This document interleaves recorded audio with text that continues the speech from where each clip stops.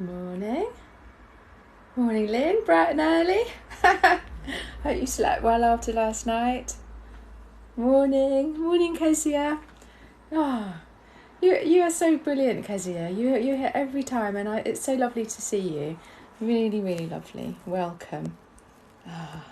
Welcome, everyone. Morning, Eva. Morning, Michelle. How are you? You know I have to put my glasses on. I try every time to see without my glasses, and every time I fail. Morning, Ellie.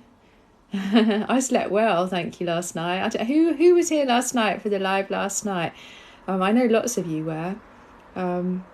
It's so lovely to see you again this morning. I'm very, very grateful that you can bear to have 2 sessions of me within a few hours. Morning, Zaria.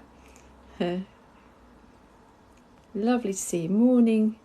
Morning, Dan. Time for ASMR and a nap. Lovely. You settle yourself down, love. That's just made me chuckle this morning. That's so lovely. Brilliant.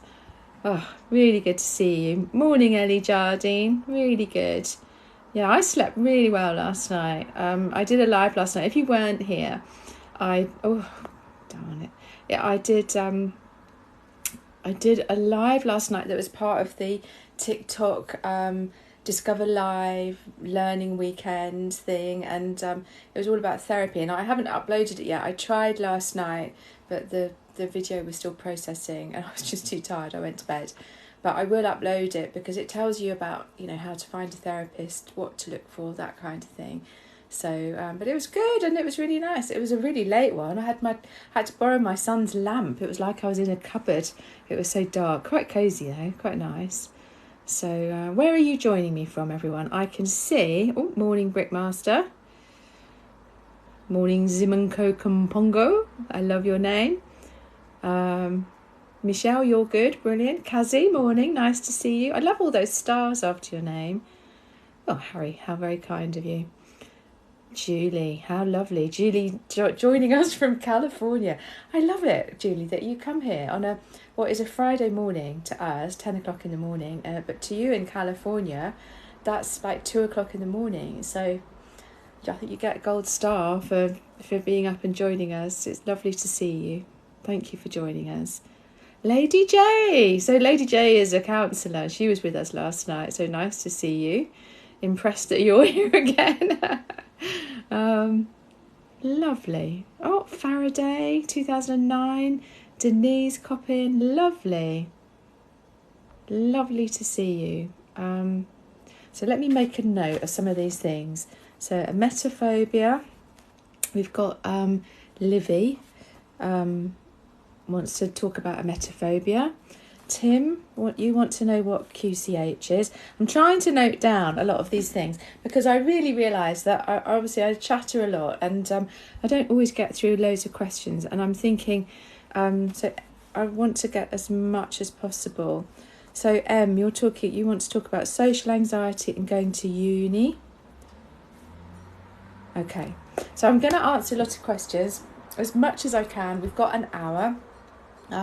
I want this to be a really safe space. I've created this community on TikTok with some amazing people.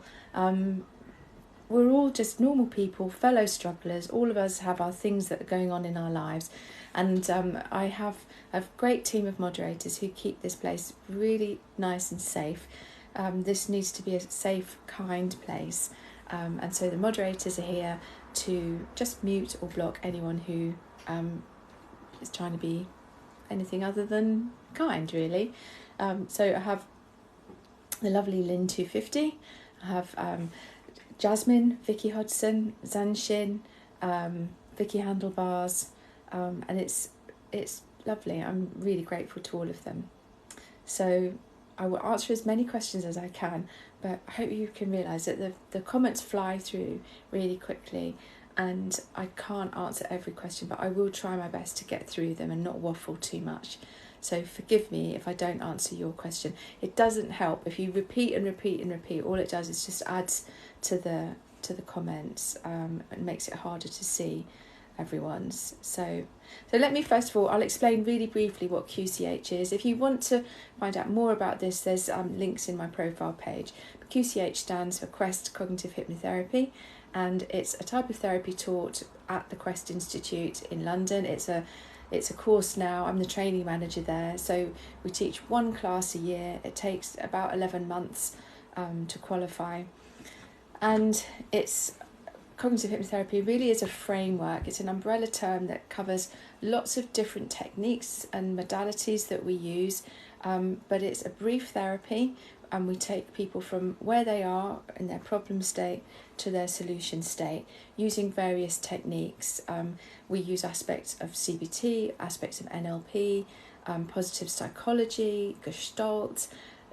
Probably a lot of these things you'll be thinking, I don't know what any of that is. If you want to know more, go and have a look. Again, in my profile, there's a link to the Quest Institute, and that will explain much more about what QCH is. I love it. I've been practicing for about 7 years now, and it's just changed my life. And I think it's changed a lot of other people's lives too. So if you're interested, go and have a look. So, Tim, I can tick off your question, hopefully. Livy, let's get on to you. So you've got an appointment with your doctor. You're suffering from emetophobia. I'm sorry to hear that. Emetophobia, for those of you who don't know, is a fear of being sick, either being sick yourself or witnessing someone else being sick. And it's a horrible thing to have because it's very limiting. It's a very worrying thing. It stops people from going out and about, stops people from perhaps eating or drinking the things that they might want to drink. So it tends to be something that has happened. Well, it will be something that's happened for a reason. Either you've witnessed something at some point in your life, someone being sick that was really unpleasant and was frightening for you at that time, or it may well be that you yourself have had an experience where you were sick and it was all. I think the thing sometimes about this is that it can be very come out of the blue. That's what it feels like anyway. My son actually had this when he was younger, when he was about 10 or 11, and for him it all started, there was a sort of uncertain time in his life, but also he'd never been sick. That can often be the case with people with emetophobia, that they've never been sick, and so there's that fear of, oh gosh, what's it going to be like? Is it going to be absolutely awful? Am I going to be out of control? So it's very important that you help yourself by seeking help, and there are lots of people who can help with this. Start off by going to your doctor. So that's what you're doing, Livy. You're going to see your doctor, and that is such a courageous step. Anyone who has the courage to reach out, whatever your issue is, please reach out. Don't struggle alone. There's nothing worse than being alone and being in that closed loop of all of those worrying thoughts and overthinking, and it's a horrible place to be.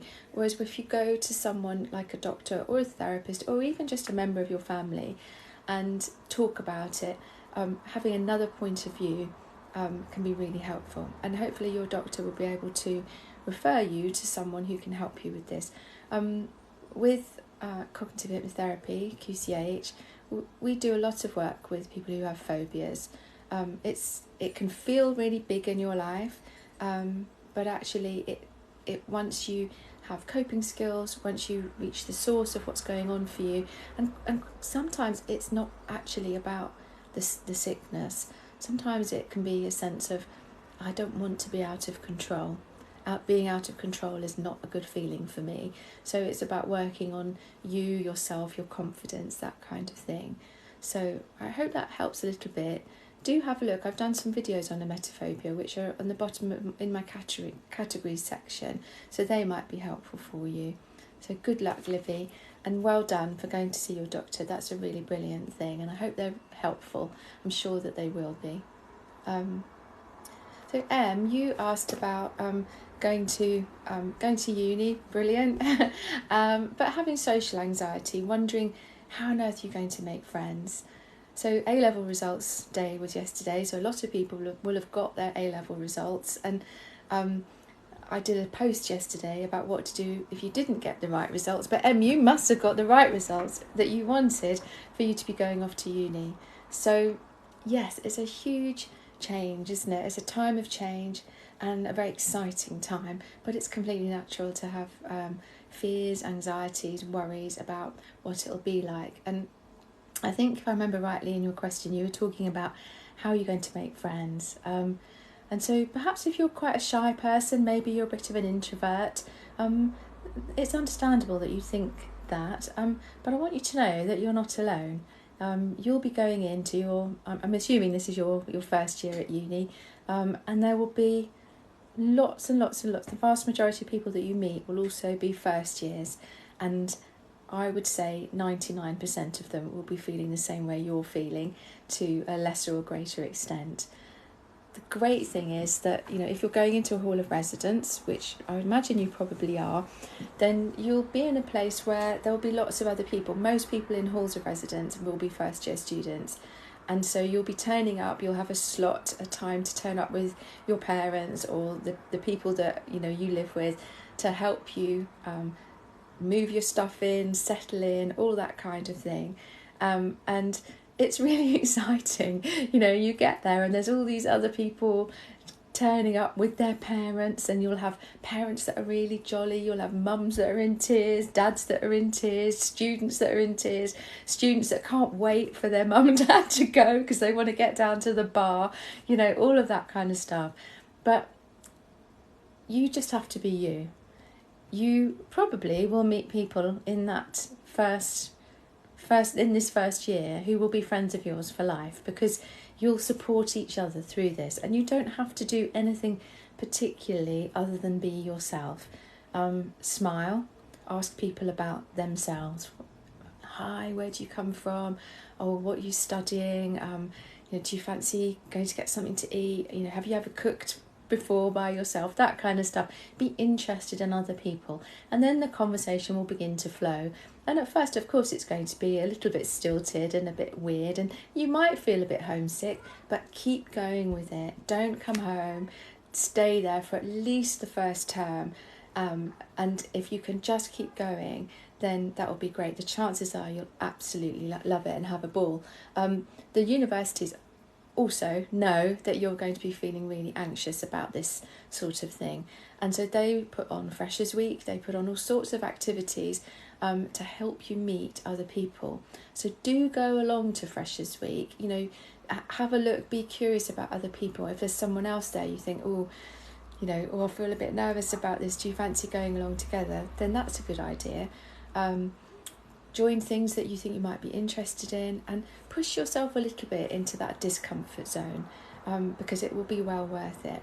Another top tip from someone who's had a son at uni is take a doorstop with you, because those doors to your room in a hall of residence, they're quite heavy. They tend to be those sort of fire doors. So if you take a doorstop, you can jam. It's probably against all health and safety rules, but you can jam a doorstop in the door to have it open, so that people on your corridor, on your landing, will know that you're open for a chat. So, and you also can go along and think, oh, their door's open. I'll poke my head and go, hi, how are you? Hello, I'm Em. What's your name? And let's have a coffee together. That kind of thing. But be you. Talk to people if you are worried, if you feel bad. Talk to your family, but also talk to the uni, because you will have a personal tutor, and just let them know how you're feeling, because the sort of what's the word I'm looking for? But the care, pastoral care, is so much better than it was in my day. So yeah, you'll have a great time. Honestly, you'll be fine. You'll be fine. Let us know how it goes for you. Right, let me check. I want to just... Yes, Emma Jane. No, never keep a fire door open. They're closed for a reason. I agree, in the end of a corridor. But if it's your bedroom door, and you are in your bedroom and you would like to show people around you that you are open for a chat, then I think that's okay. It's a personal choice, and if I'm wrong, then I take full responsibility. I'm not saying leave it open and disappear off. Absolutely don't do that. I understand, and you're completely right, Emma Jane.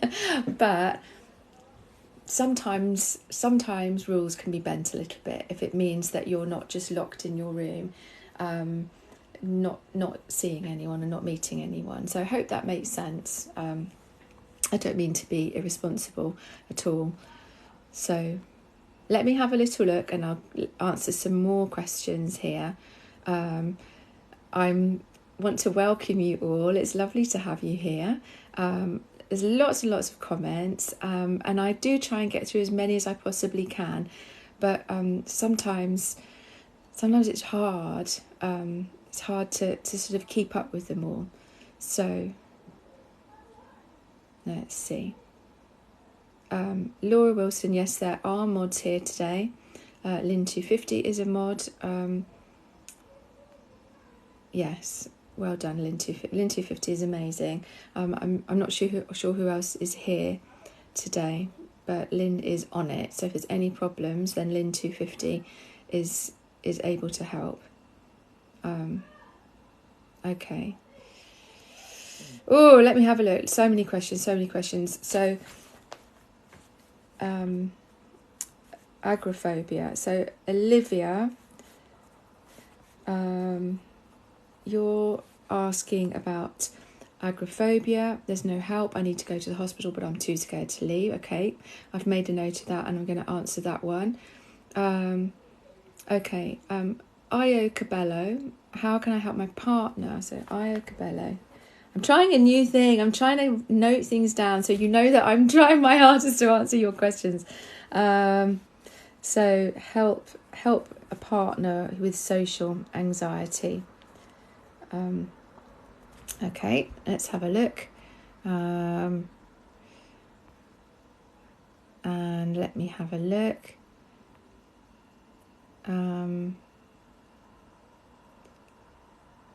So Casey, panic attacks while driving. Casey. Okay, so let me do those three. So I've got questions from Olivia, from Io Cabello, and from Casey. Okay, and now I know there's one here, Gemma, saying, "Hi Sarah, can you give me any tips on anxiety eating, kind of like binge eating?" So I would say so. There's someone on here, Julie Holland, who's a colleague of mine, who's very good about, I don't know if you'd call that an eating disorder, or whether it's just comfort eating that is getting a bit out of control. So disordered eating rather than an eating disorder. But Julie is well worth looking at. She's on TikTok, Julie Holland, as in the country. So maybe she might be able to help you, perhaps more than I can. Let me just answer these questions. So let's answer Olivia's question here about agoraphobia. So agoraphobia is fear. People tend to think it's fear of basically everything, which makes you your world gets smaller and smaller and smaller, and you get sort of stuck being at home, being maybe in a place in your home. It actually means fear of the marketplace, and it can come on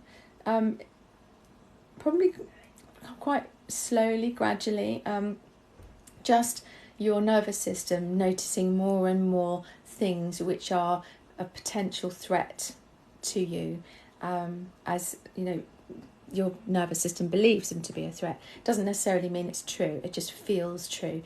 And our brain doesn't know the difference between imagination and reality. So if we imagine something, we absolutely can feel all the emotions as if it was really happening. So with agoraphobia, it's a tricky one, and it's really hard when you're being asked to go to your doctor or go to the hospital to get help with it. I know that I have colleagues who are therapists who have in the past have gone to people who have agoraphobia to work with them in their home. And that can be really helpful. So that might be something to look into. I would also possibly, I'm not sure about charities for this. If anyone is here that knows a charity to help with agoraphobia, then maybe you could put a link on here or message, because that would be helpful. Because often charities, I was looking yesterday, often charities have all sorts of free therapy. If you Google free online therapy or free therapy, there are charities that give you free therapy, so that might be something. You can also do online therapy, but if you're thinking about how you're going to get to the hospital, then I would say that you have to give yourself time, be kind to yourself, and get in contact with the hospital or your doctor and say, listen, I really want to help myself with this. I really want to come to the hospital. But for me at the moment, it's nearly an impossibility. So that you're letting them know. Don't just not turn up and think, oh, that's it, there's no hope for me. Because there absolutely is hope. Agoraphobia, even though it can feel totally overwhelming, is a phobia. It is a fear. It is a limiting belief born of experiences, and your nervous system is working really well. It's just working overtime, really. It's taking you to a place where it's in the ultimate protection. You're in the ultimate flight of just being in one place and not daring to go out. So over time, what you can do is begin to help your nervous system understand that you are safe. And we do this not by thinking our way out of it, but by taking action, doing things that release the hormones that send the message to our nervous system that we're safe. So at the moment, probably your nervous system is full up to here with adrenaline and cortisol, and everything is shaky. Probably you might have all the symptoms of heart beating, breath difficult, feeling sick, aches and pains, all sorts of stuff like that. So the physical messages we want to send are done in various ways. One of the really easiest ways to start is by self-care. Every day giving yourself a little oasis of time where you're kind to yourself, you do something that you really love and you enjoy, something that you look forward to. And that's different for all of us, For you, it might be colouring, it might be reading, it might be learning a new language, it might be sitting out, if you've got a garden, sitting out in your garden, it might be sitting on your balcony, observing the world around you, being curious about what's going on out there. And gradually accustoming your mind to, look at this beautiful world that I live in. So by doing that, you're reducing the levels of stress hormones. You can also use the coping techniques that I share, so breath techniques, physical techniques, all of that kind of thing can be helpful, so that you perhaps can get yourself to a place where you can go to the hospital. Also, you don't have to go by yourself. You can ask a family member, you can ask a friend to come with you, to be with you, and if you let the hospital know, you say, listen, I need a support person with me, and that's what I'm going to do. And hopefully, I really hope that that's helpful for you. But please don't despair, because there absolutely is help out there for you and for anyone else who's suffering from agoraphobia. So the next question was from Io Cabello, and you wanted to know how to help your partner who is suffering from social anxiety and finding it difficult to go to new places. So probably a lot of what I've just said will be helpful for your partner. So it's worth perhaps getting them to watch this video when I upload it to YouTube later on today. That might be helpful for them. Also, letting them know that it's okay, that you love them, whatever they're able to manage, that they're not who they're going to be yet, that it's okay. It's a journey that you're going to be with them and you're going to work it out together. ultimately it's down to them. They have to be the one that takes responsibility for doing this.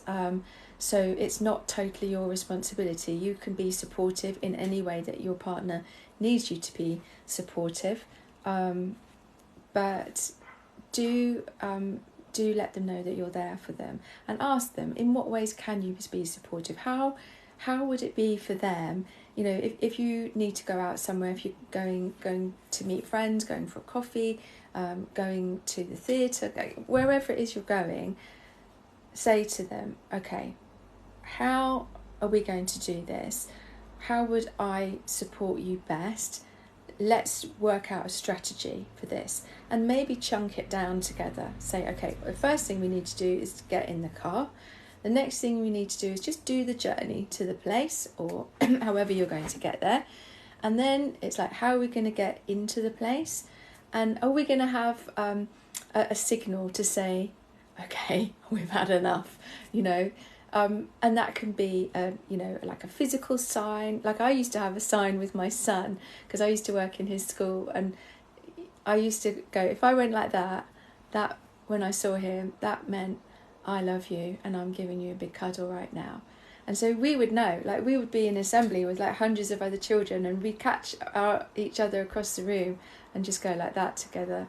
And so that simple sign can be enough for you. It can be, you could do that, like I love you and I know that this is hard for you, that you know that that's what it is.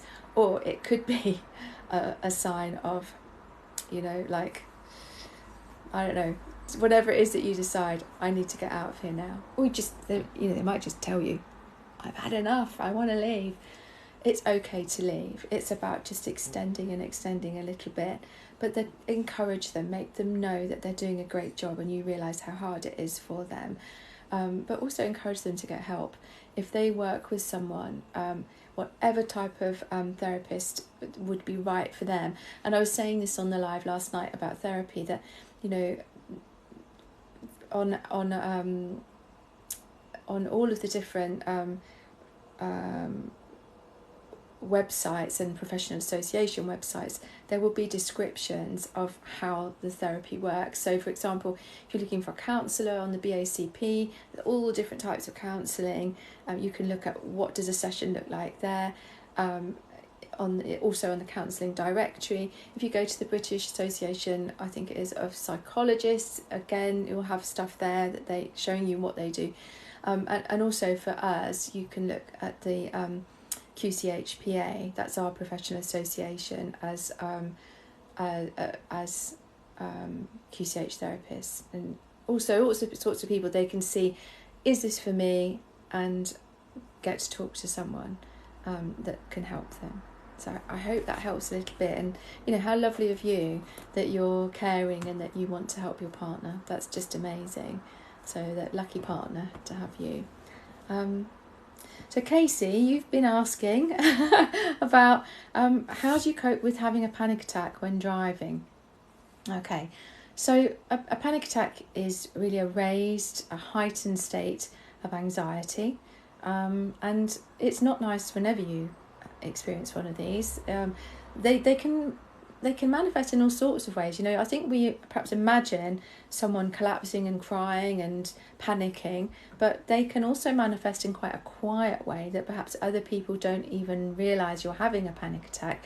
But when you're driving, obviously there's that sense of, okay, I am driving, I'm having a panic attack, I might lose control of the car.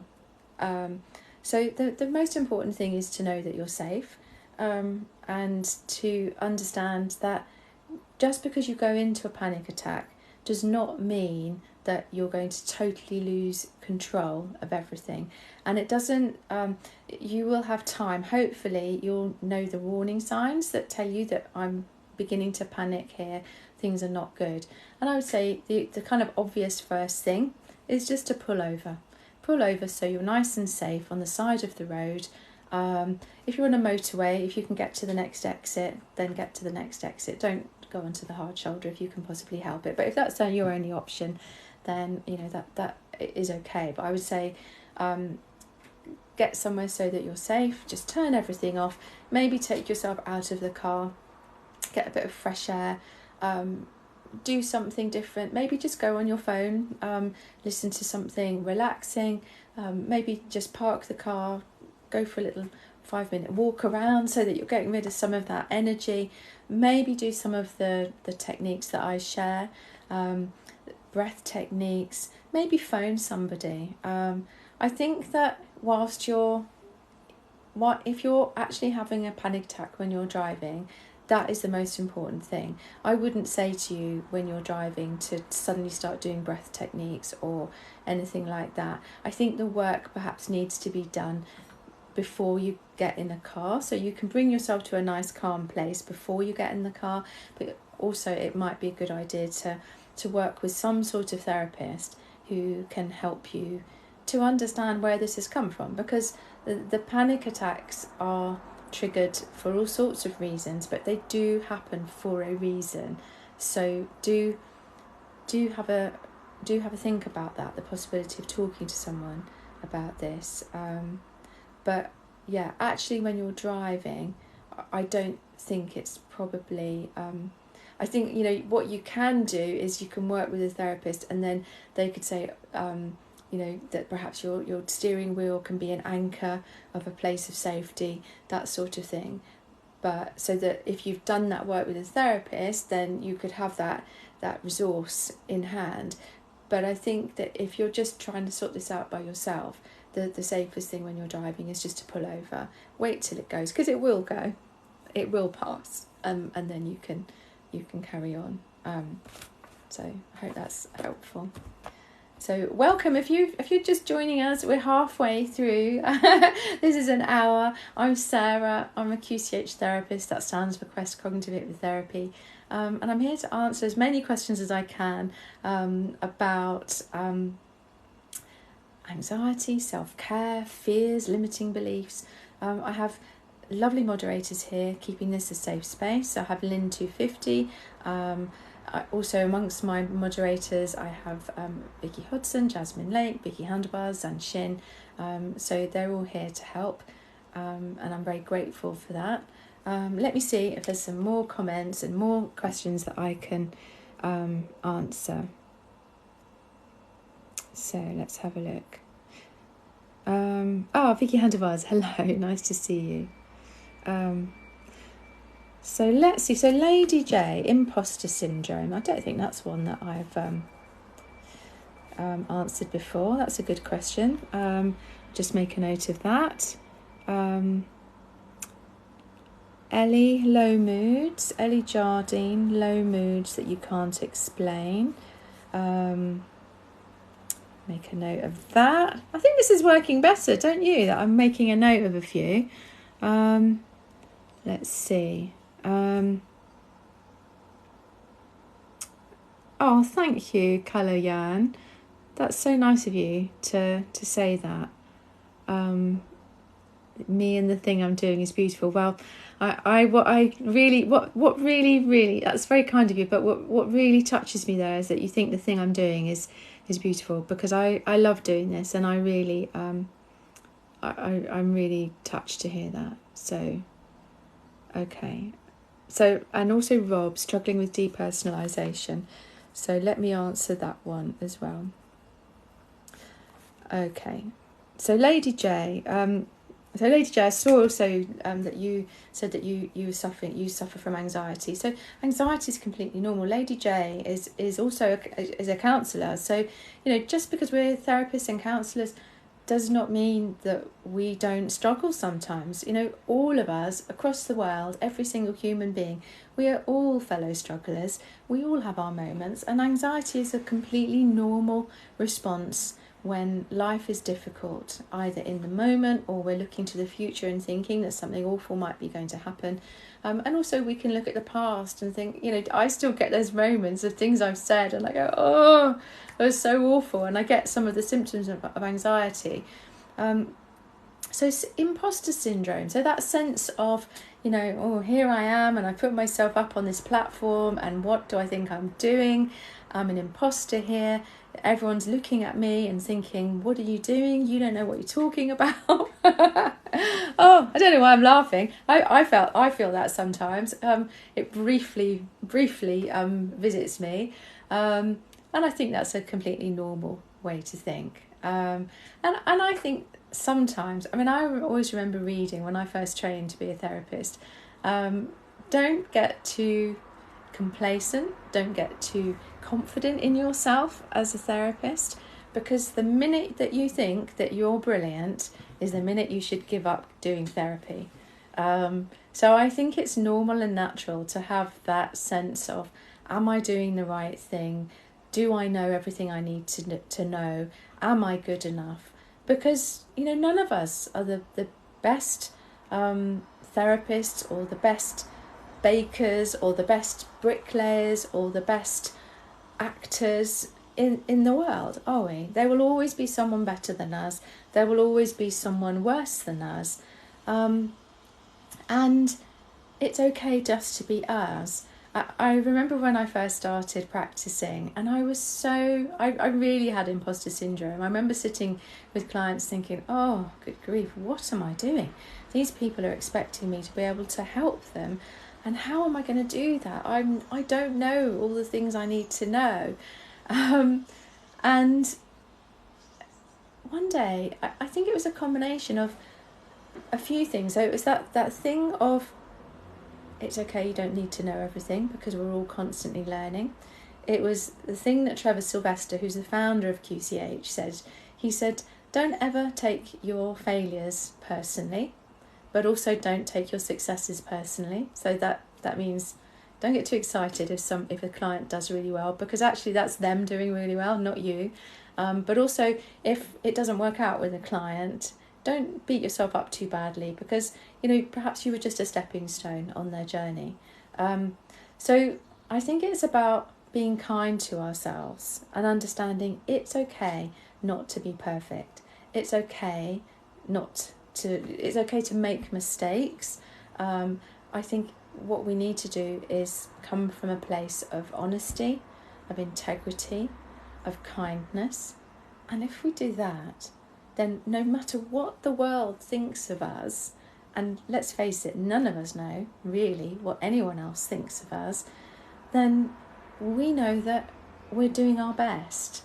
And that's all that matters, surely. That's my thoughts on this. So I think you can quell the physical symptoms by using some of the techniques that I share. But, I stand at the front of a room teaching fellow therapists, and I stand in front of the room, and there's 50 people there that I'm talking to, and sometimes they'll ask me a question, and sometimes I don't know the answer, and that's okay, because I just say, oh my goodness, that's such a good question. I don't know, and I give my thoughts on it, but I can always say, I'm going to come back. I'll go and research it, and I'll come back and I'll find you, because I don't have to be the sort of be all and end all of anything, and neither do you, Lady J. It's okay, whatever realm you feel like an imposter in, you don't have to be the world expert in that realm.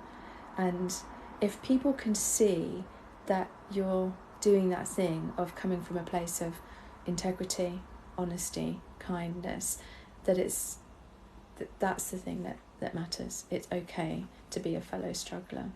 So I hope that helps a little bit. I'm so glad you're here. It's lovely. It's really nice to have other people who work in different modalities of therapy here as well. It's really interesting. So Ellie Jardine, you were asking about low moods, and I'm really sorry to hear that you're feeling low at the moment, and you don't really know where this has come from. It's horrible when that happens. I had a bit of that the other day. I just felt really low, and I think all of us probably have those, a day, an hour, a couple of days where you're feeling a bit. But when that starts to stretch off into days, weeks, months, then it's important to talk to someone about that. It really is important to go and see your GP, talk to friends and family, because a lot of the time they won't have a clue that you're feeling that way, and they will only be too glad to help you. As long as you find the right person to talk to, that's important, that you find the right person to talk to. It will have happened for a reason. That the old belief was that it's always a chemical imbalance that's causing you to feel these things. Actually, research shows that it's not that. Depression, low mood, anxiety, all of these things come from events in our lives that make us feel the way that we feel. And yes, over time that can cause low levels of things like serotonin, but actually something will have happened. So it's very interesting to be curious about what's going on. Like for me the other day, I sat back and I thought, what is going on here? What need do I have that is not being met in my life at the moment? So I would ask that question if I was you, Ellie. What need do I have? And often that can be a need for connection. There's a fantastic book by Johann Hari called Lost Connections. And I've got it here, let me show it to you. Oh dear, my whole bookcase falling down. This is a fantastic book. If you're struggling, do get this book, because I think it's brilliant. And also in the back there's loads and loads of research and references that you can follow up as well. But quite often in our world we have lost connection with the things that give us joy, the things that make us feel worthy. For me the other day I realised that I've been spending an awful lot of time at home by myself, working and working and working. I'd reached out to friends and not had a great response from friends, and so I felt rejected by that. Both my sons are away travelling, so my usual support network wasn't there that I could talk to. My husband was at work, and I basically felt really lonely. And I needed more than the connection that I was getting sort of online. I needed real life connection, and I needed to connect to the world, because I was just seeing the same four walls all the time, and I hadn't been out walking for a long time either.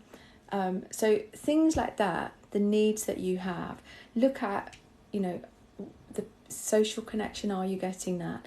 Are you getting time for yourself, privacy, time to do the stuff that makes you feel good? Are you getting connection with animals? Are you getting connection with exercise, with nature? Are you being creative in any way? Are you reaching out and learning new stuff so that you're kind of expanding your horizons? Obviously, when you're feeling low, that can be very difficult because you just don't have the energy to do that. But to do it in small steps can begin to be helpful. So sort of to sum up, I would say, reach out, talk to someone, whether that's friends, family, or your doctor. Look at what is the need I have here that is not being met. What do I need? And also look at what's been happening to you over the past few days, weeks, months, even years, because this can be a cumulative thing. You look at what we've all been through with COVID, with the cost of living these days, with the state of the world politically. All of that is traumatic, and you can get to the stage where you've just reached the place where the straw that breaks the camel's back has sent you to a place where you feel really low. So be kind to yourself. You absolutely can come through this. I hope that helps a little bit. You take care, Ellie. So Rob asked about depersonalization. And depersonalization, if you don't know what that is, it's a symptom of anxiety that can happen, and it's really as though we become not ourselves. It's like we're an observer of the world. The world is very distant. It's like you're almost like a sort of out of body experience, people say. There can be a numbness to it. and it can be quite a scary thing to experience. And so I'm really sorry, Rob, that you're experiencing that.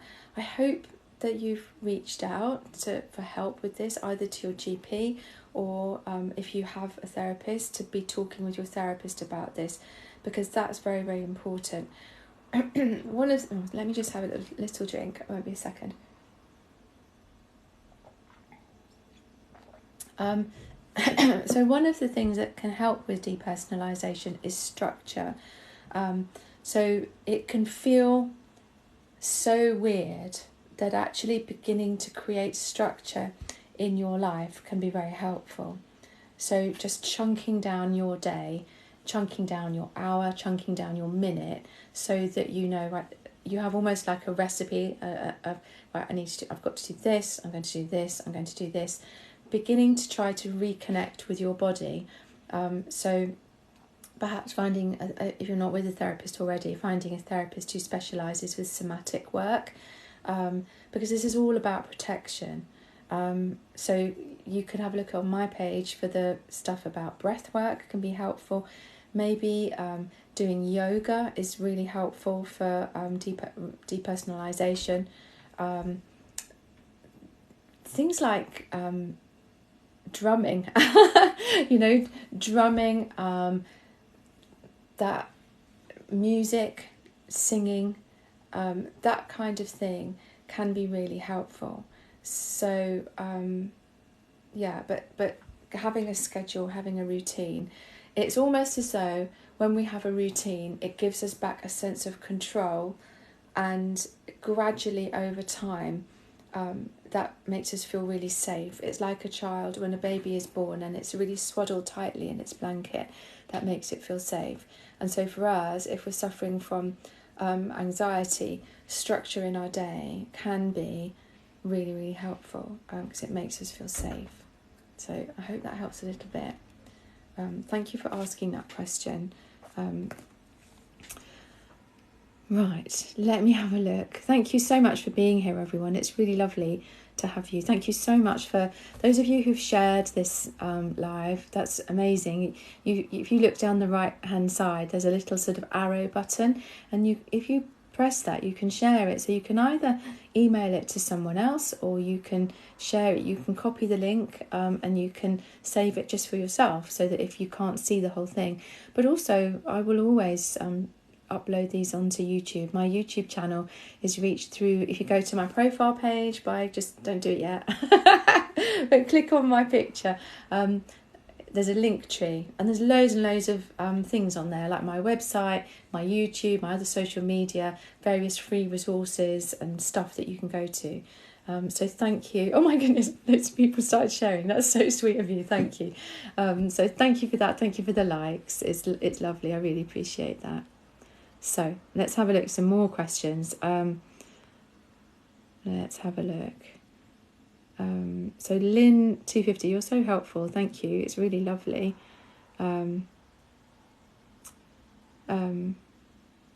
Yeah, so Lynn's saying to have a look at my videos. If you haven't looked at if you just kind of stumbled across me doing this live, then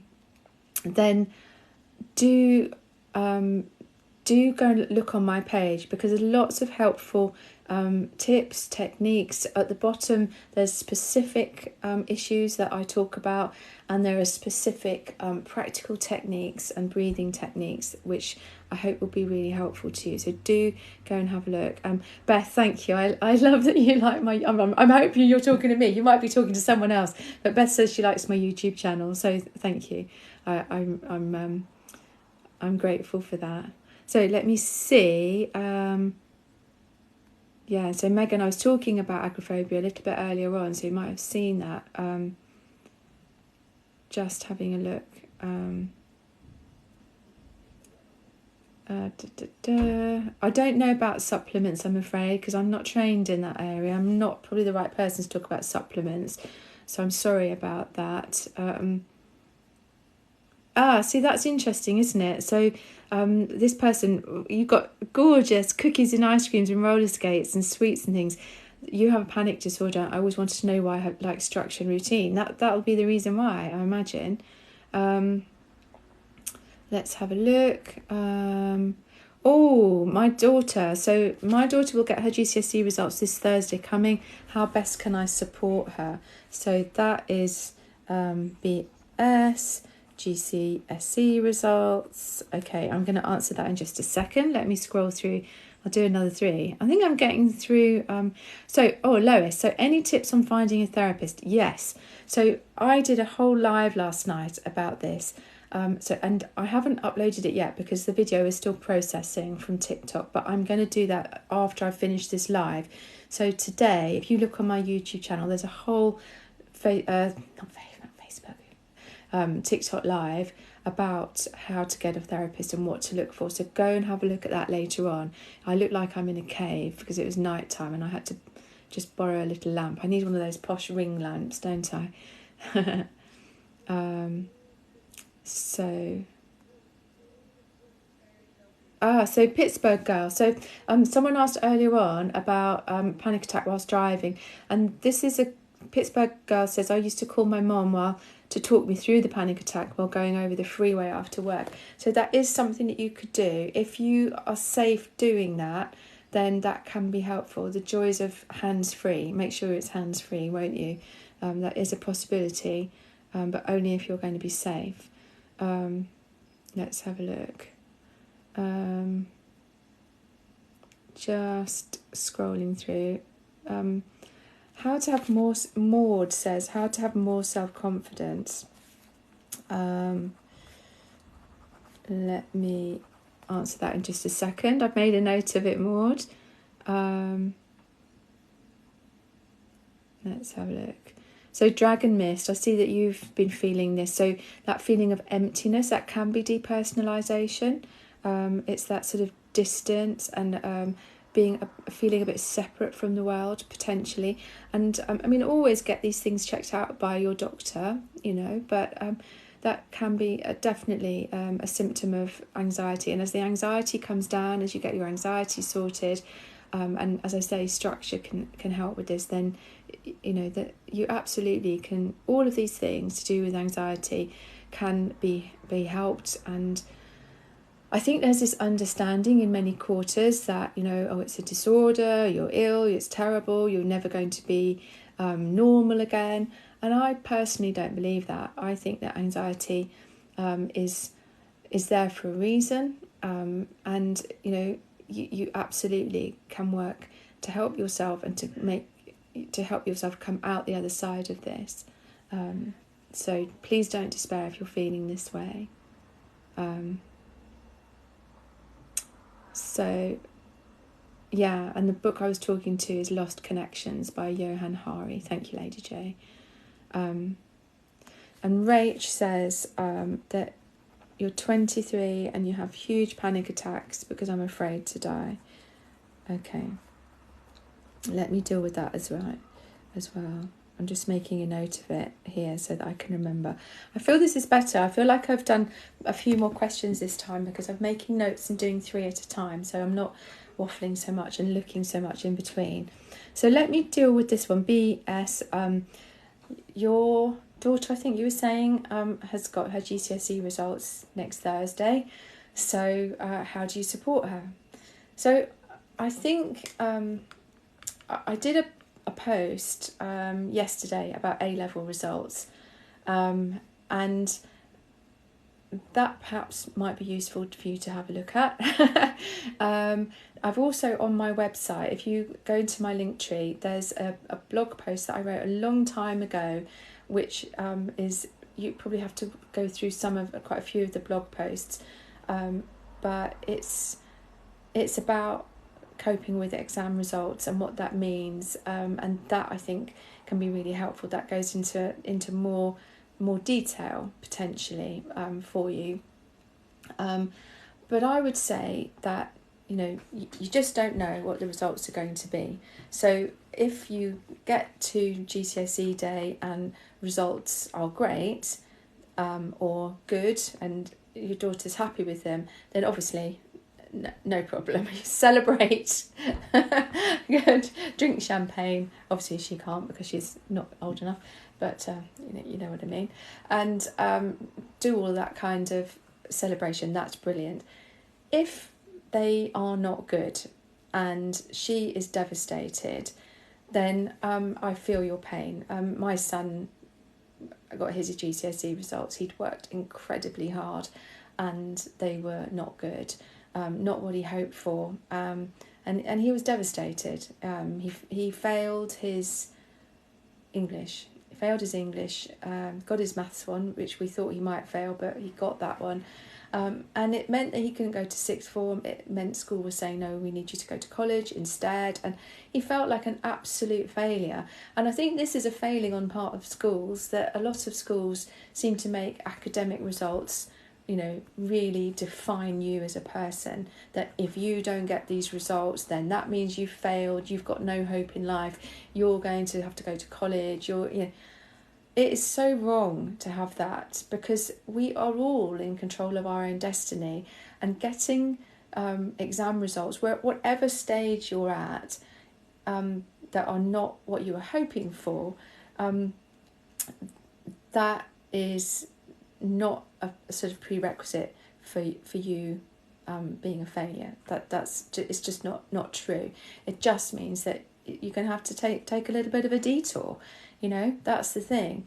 And so I would say that it's okay for her to cry. It's okay for you to cry. It's okay for you to acknowledge her disappointment and her fear and her grief over the work that she's done, and the fact that, don't be doing all that whole thing of, oh, but they don't really matter. That, it's fine. It doesn't matter. Yes, it does matter. It does matter to her. It does matter because she's put in a whole load of work, and there's all that embarrassment and shame and, oh God, so do that. I would say it's probably better to do that whole thing of, oh, I really feel for you. It's a horrible feeling when something like this happens, something that we weren't expecting, something that we were hoping for something so different to this. It's okay to feel what you're feeling, and I love you anyway. You are not your GCSE results, you are you, and I love you, and we're going to work through this together. But for today, we're just going to have a big cuddle, and if you want to get angry and if you want to do whatever you want to do, that's all right. And then what we're going to do is we're going to pick ourselves up and we will find a solution together. So, this is what happened with my son. He was devastated. We went to see the school. He was really quite rude to the school. Not verbally, but just, emotionally. He just didn't want to talk to anyone. He just withdrew into himself, and that's understandable. That anger at themselves, anger at the world, that this is a terrible thing. But loads of different solutions. You can end up go to college, do a different course to what you thought you were going to do, do an apprenticeship, and there's people that I know that are doing brilliantly, and they have got no GCSEs at all. It's quite a good idea to Google all the people that didn't get GCSEs. People like Richard Branson and I can't think of anyone else right now, but there are blinking millions of them. Really successful people. Academic stuff is not necessarily the route for her. My son said, I'm a doer. He learned, college was the making of him. He learned that he was a doer rather than a writer of essays, and his life he's doing a great job. So yeah, I hope that helps a little bit. I think that acceptance, that acknowledgement of her grief, and that sense of we're in this together. There will be another solution. We just haven't found it yet, but we will find this and it'll be all right. Talk to the school, talk to college, talk to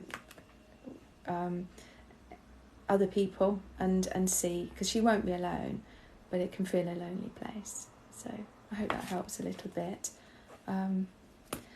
Maud, this is a really good question. I realise we're getting to the end of our time here, but I do have Maud's question and I do have Rachel's question. I'm going to answer those. So Maud says, how do you get more self-confident?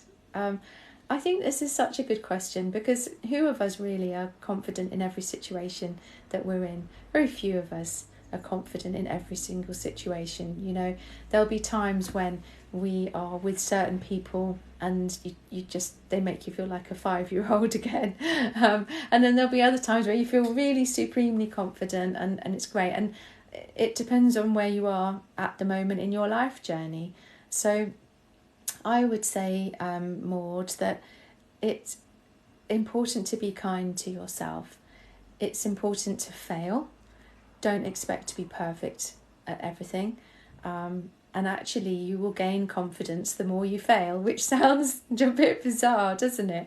But if you have the confidence to allow yourself to be vulnerable, and to try things, learn from them, do them again, be a bit better at them, try them again. You know, I always remember seeing someone on TikTok who was an artist, and he was an incredible artist. He did pencil drawings. I can't remember his name now. He did pencil drawings which were photographic in quality. But one day he said, I've not always been like this. I want to show a TikTok of where I started.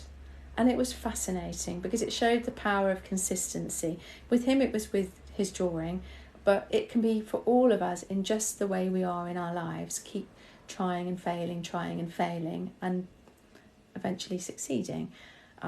Because he started off with pictures when he was like 3 or 4, and they were, you know, rubbish. They were stick men and like little bad circles with blobs for eyes.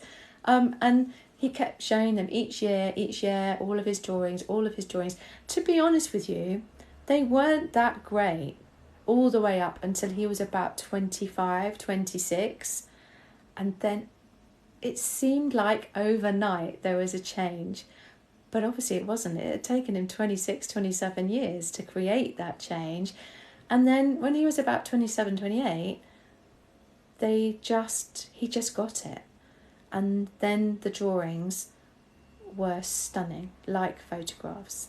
But it had taken him 27 years to get to that place. And what I'm trying to say really is that we're all on that journey. I'm 58 and I feel I'm still on that journey about confidence. So I think it's about being kind to yourself, about being in growth. Carol Dweck, Dweck, does great TED talk about fixed and growth mindset. And if you Google that, fixed and growth mindset, it's really helpful to begin to realise, wow, being in a growth mindset, being prepared to try, to fail, to just push out and then come back to safety, push out, persevere, try things and allow yourself to be vulnerable. By that I mean allow yourself to fail. That can begin to help you realise, wow, I do actually have an inner strength about me. I might not be brilliant at everything, but I'm strong. I can do this. As an I can do attitude. So I hope that helps a little bit. Another thing that's really good to watch is Brené Brown's TED talk on vulnerability. That's really, really interesting and helpful. So I hope that helps a little bit, Maud. Keep going because you will get there. We just all grow in our confidence every day.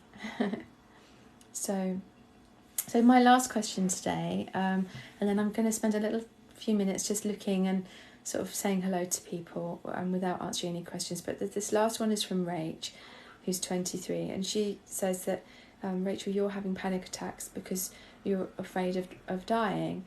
I really feel for you, and I think this is something that a lot of us can recognise, that perhaps all of us have been through a stage where it suddenly dawned on us that we're going to die one day. And it's horrible because it's something that's uncertain, unknown in lots of ways, and then in the same breath, it's the only thing that's certain about life. And I always remember reading somewhere that we're the only creatures on the planet who know that we're going to die. No other creature does. They just live their lives in the moment. And I think we can learn from that. I think one of the things to help with this is being much more in the moment.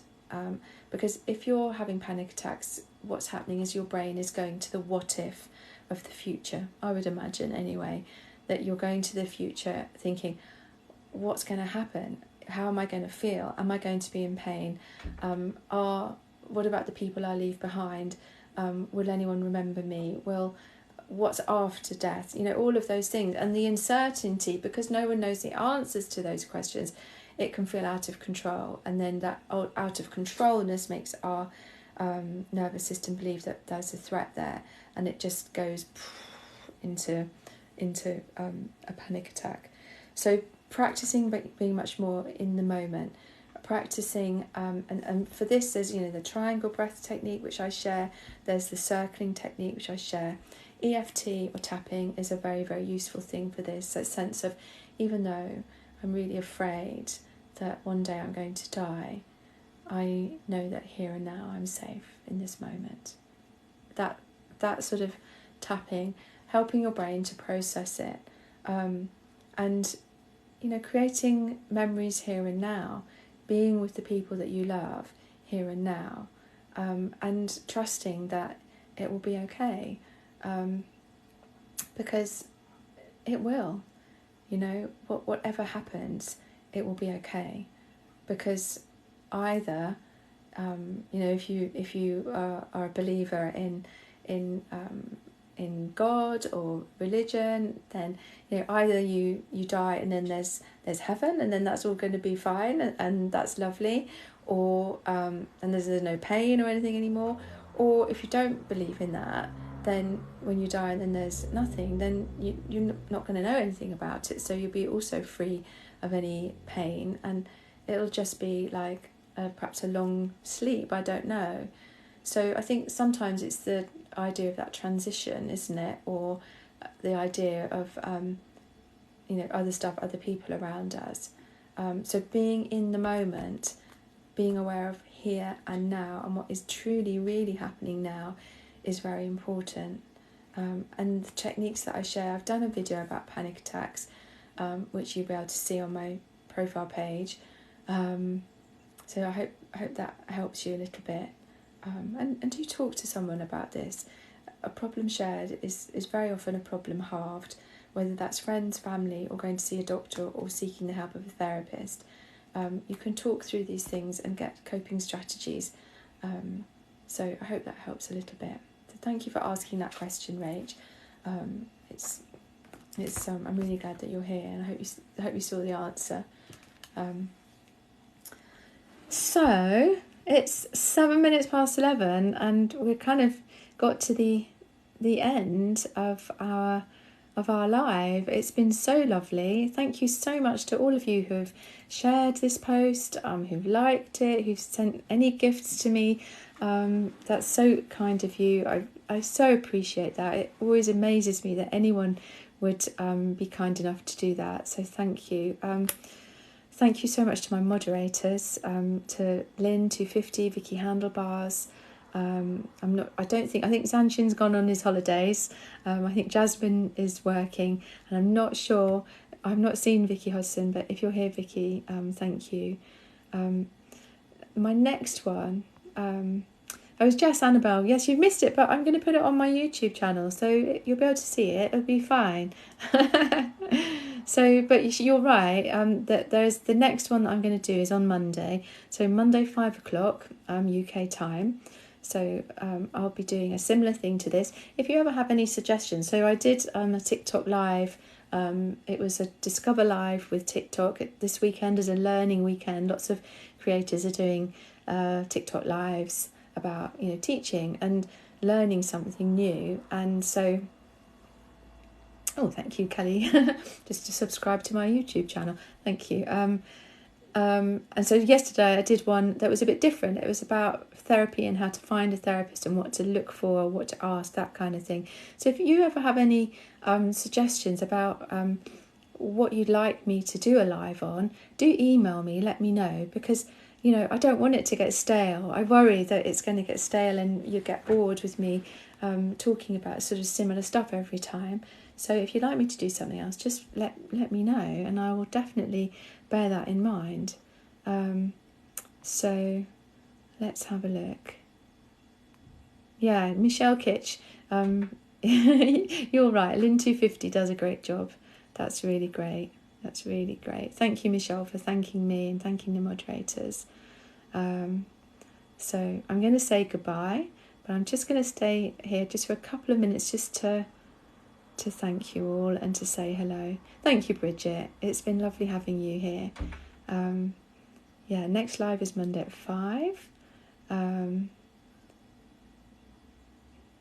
Oh gosh, user 7188.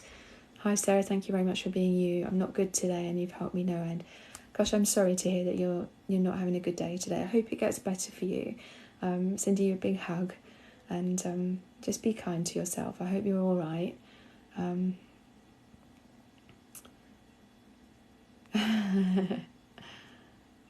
Yeah, so Lady J says practicing polyvagal exercises can help too. I've got some of those. There's some polyvagal stuff on my website. Not my website, on my page. My pleasure, JT. Thank you. I love that sunflower. Thank you. And Michelle's right. We're all in this together. So we're true. We're all fellow strugglers. Sorry about the glare on my glasses. You can't see my eyes. Nicole Annika, thank you. Thank you. It's really nice. I try to be helpful and comforting because I appreciate you being here. Kaloyan Stanchev, really nice to have you here. Thank you for being here. Hi Izzy, lovely to see you. Pittsburgh girl, I'm so impressed that you're here. You and Julie Diva, and I think Eileen comes here too sometimes. You're all from the States and this is like the middle of the night for you, so top marks. Thank you so much for being here. Maybe see you on Monday at 5, which will be kind of midday for you, hopefully. Hello, Carrie from Ireland. Nice to see you. Hope your wrist is feeling all right today. Nice to see you. Oh, lovely. So yeah, RH, you really enjoyed the practical techniques we did on Tuesday. Yeah, so maybe I could do a few more, do some more stuff. Maybe I can do a whole thing on tapping. If you fancy that, let me know. If you were to comment on any of my videos, I'll see it, so I'll know that this is what you're replying to. It's interesting to see. You take care, Julie Diva. Kalyan, so I appreciate that.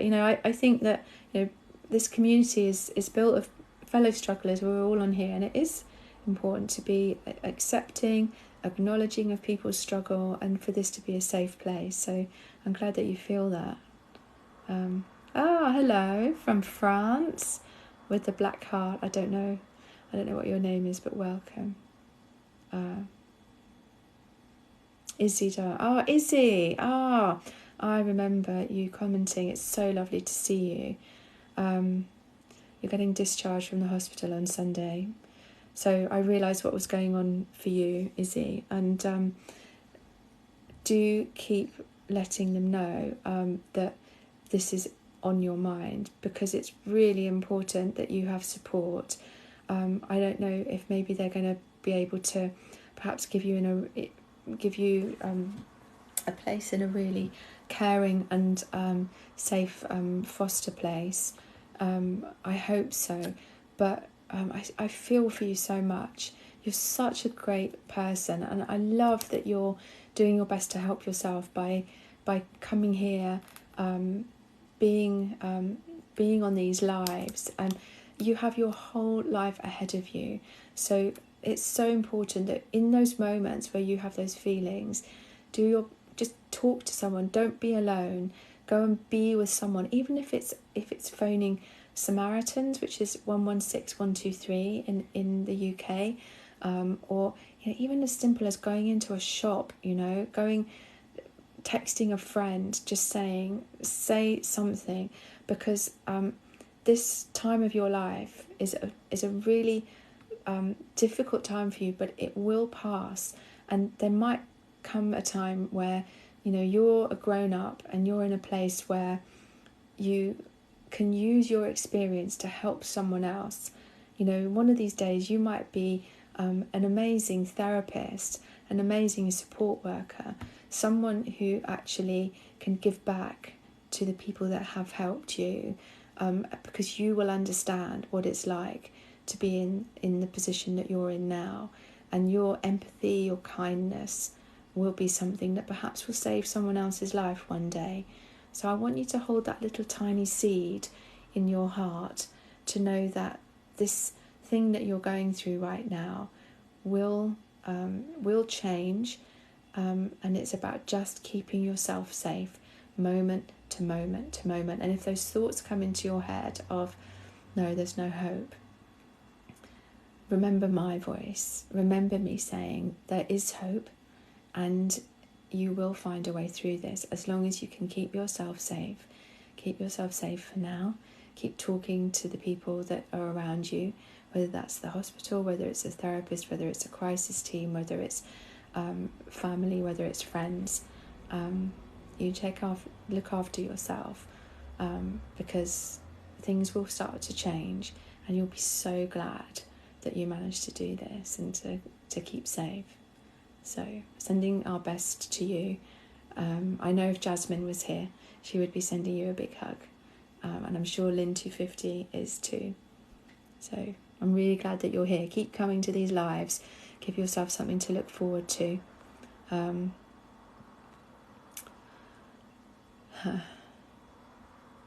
yeah, Lynn's right. Izzy, don't be sorry at all. You have nothing to be sorry about. You're an amazing person. Amazing. So, okay. Oh, you don't always come on here with different problems, Izzy. You come on here with, you're just you, and I love seeing you, and I love that you're here, and I love the fact that you are such a courageous person that you reach out, and we all as a team, we know who you are, and we love that you're here. We love that, even though times are hard, you're still trying to reach out and get help. So keep going with that. So I think on that point, what I'm going to do is I'm going to finish now. I'm going to get uploading the video from last night about finding therapy. I'll upload this one as soon as it's processed from TikTok, and I will hopefully see you on Monday at 5 o'clock UK time, and have a lovely weekend. Be kind to yourselves. Remember that if times are hard right now, this too shall pass. So big hugs to you all. Look after yourselves, and I'll see you soon.